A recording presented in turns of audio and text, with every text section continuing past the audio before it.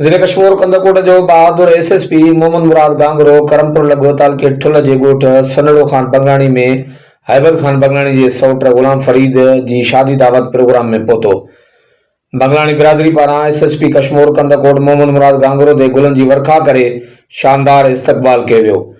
इन मौके ते मौजूद शख्सियत हाजी अब्दुल वाहिद शेख खैरपुर, एसएच अलीगुल चोलाणी, एसएच अली नवाज चाचड़, सहाफ़ी जावेद उस्मान बेजरानी, सहाफ़ी सिंगार अली नसीरानी, सहाफ़ी जुल्फ़कार अली नसीरानी ऐं ॿियनि बिरादरी जे माण्हुनि इलाइक़े वासियुनि वॾी तइदाद में शादी दावत प्रोग्राम में शिरकत कई। शादी दावत प्रोग्राम में मेज़बान अल्लाह बख्श बंगलाणी, माशूक बंगलाणी, हाफिज़ मोहम्मद यूसुफ बंगलाणी, गुल हसन बंगलाणी, साहब बंगलाणी, हाजी मोहम्मद बंगलाणी, हाफिज़ सब्ज़ अली बंगलाणी, खालिद हुसैन बिजरानी, हाफिज़ जलालुद्दीन बंगलाणी, मुरीद बंगलाणी, लाल मोहम्मद बंगलाणी, अमर अल्लाह बंगलाणी, अलीजान बंगलाणी ऐं ॿियनि मौजूद मेहमाननि खे टोपी, पटको, अदरक जा तोहफ़ा पेश कया। होॾां एसएसपी कश्मीर कंदकोट करमपुर जे सहाफ़िन जावेद उस्मान बेजरानी, सिंगार अली नसीरानी ऐं जुल्फ़कार अली नसीरानी जे सवालनि जा जवाब ॾींदे मीडिया सां तफ़सूली ॻाल्हि ॿोल कई आहे। अचो त ॿुधूं था।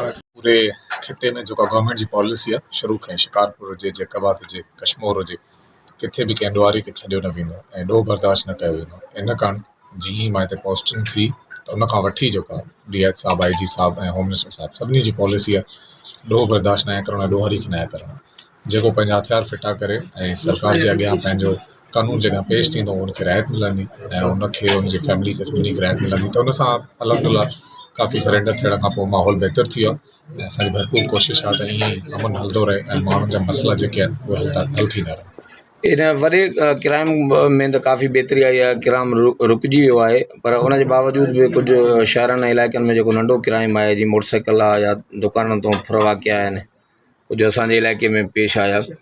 इन हवाले सां तव्हांजो जेको अलाए अमल छा आहे? उहो बि इंशाल्लाह आहिस्ते आहिस्ते हाणे police as a institution functional थींदो थो वञे। पहिरीं तव्हां ॾिठो हूंदो त हिते पुलिस मतिलबु सफ़ा कमु कोन करे सघंदी, हालात ॾाढा ॾुखिया हुआ। हाणे आहिस्ते आहिस्ते पुलिस एज़ पंहिंजो कमु कंदी थी वञे। जॾहिं रूटीन में हालात सही थींदा सफ़ा 100%, इहो नंढो क्राइम बि पंहिंजो पाण ख़तमु थी वेंदो इंशाल्लाह। उन ते असीं डेली बेसिस ते एक्शन खणंदा आहियूं। तव्हां ॾिठो हूंदो हाणे जिते बि जॻह मोटरसाइकिल फुर थींदी आहे या क्या इवन मोबाइल बि फुर थींदा त अॻिले ॾींहुं असां रेड कंदा आहियूं, माण्हू ॿधंदा आहियूं ऐं उन्हनि ते सख़्तु एक्शन खणंदा आहियूं। त आहिस्ते आहिस्ते इहो बि इंशाल्लाह इम्तिहान 100% कंट्रोल अची वेंदो। ज़िले कश्मीर कंदकोट में जीअं तव्हां तैनात थियो, तव्हांजो माहौल या जेके हितां जी आवाम आहे उनजो तव्हां सां कीअं कापरेट रहियो सर?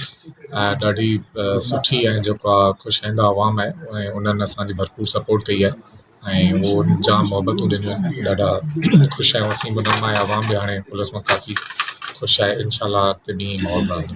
कश्मीर ज़िलो कंहिं चैलेंज खां घटि न हुयो। क़बाइली जहिड़नि जे हवाले सां बि टॉप ते हुयो ऐं क्रिमिनल ऐं काफ़ी जेके रोड ते फुरूं थींदियूं, धाड़ा लॻंदा ऐं तव्हांजी पोस्टिंग अचण खां अॻु में तव्हां जंहिं महिल आयो तव्हां छा फील कयो पिया साईं त हिते केतिरे हद ताईं तव्हां कामयाबु थी सघो? ॿ टे वॾा इशूज़ हुया। हिकु त अगवा बराए तावान हुयो, हथाखोरी हुई ऐं कॉन्वॉय सिस्टम हुयो। त अल्हम्दुलिल्लाह असां हिन टिनी ते कंट्रोल करे विया 100%।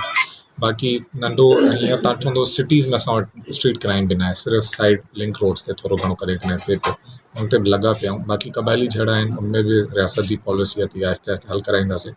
त कुझु थिया बि आहिनि इंशाल्लाह वधीक उन्हनि ते हाणे इहो सेकेंड फेज़ आहे त असीं क़बाइली जहिड़ा जेके आहिनि उहे हल करायूं त इंशाल्लाह हिकिड़ो लास्टिंग एंड परमानेंट अमन थी वेंदो।